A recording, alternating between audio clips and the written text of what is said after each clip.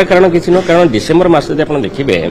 October November December मास को आम बात्या प्रवण मास कही दुईट बात्या प्रवण ऋतु रही गोटे हूँ एप्रिल मे जून आ गोटे हूँ अक्टोबर नवेम्बर डिसेम्बर तेणु अक्टोबर डिसेम्बर में यह सृष्टि होता है तेणु यह बात्या है नहीं डिप्रेसन है वीक हो गला कि बर्तमान तार प्रभाव जो डिप्रेसन थिला ओडिशा वर्षा है बर्तमान पुणी वर्षा हबार अच्छी आसना आज सामान्य धरण वर्षा हो पारे दक्षिण ओडिशा उपकूलवर्ती जिला मानक एवं 24 तारीख 25 तारीख में वर्षा हमार संभावना रही अस्वाभाविक नुह एटा तो गोटे लो प्रेशर सिस्टम जहाँ प्रेडिक्ट कर लो प्रेशर सिस्टम वर्षा हो कहुला आज कहूँ पुणी वर्षा हबार अच्छी तेणु समस्ते सतर्क रहा उचित जो जहाँ कि धान अमल कर अमल करने नहीं बर्तमान जो पूर्वानुमान रही से अनुसार ये जो लघुचाप क्षेत्र बर्तमान रही दक्षिण पश्चिम बंगोपसागर और निकटस्थ केन्द्रीय बंगोपसागर में ताहा तमिलनाडु और निकटस्थ आंध्र प्रदेश आड़ को मुहाऊँगी यार डायरेक्ट इंपैक्ट आम उपर नहीं या द्वारा कौन पवन कि सेमती किसी भय ना किंतु तार इंपैक्ट डायरेक्ट रोचे आपंकर आंध्र प्रदेश किंतु आंध्र प्रदेश को लगिकी जो दक्षिण ओडिशा जिला रही से जिला मानक वर्षा होवार संभावना रही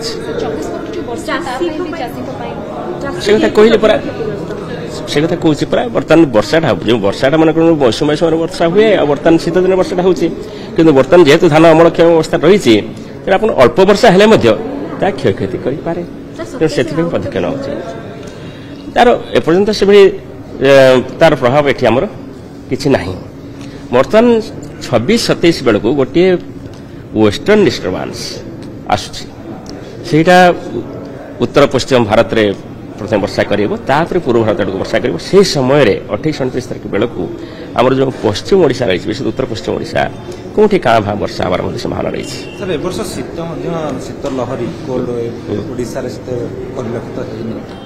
से कथा आम कही आगुरी जो डिसेम्बर आरंभ में जो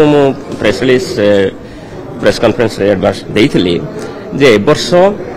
शीत अधिक अनुभूत हम ना साधारणतः जी शीत लहरी दिन होता है ए वर्ष ताठू कम रही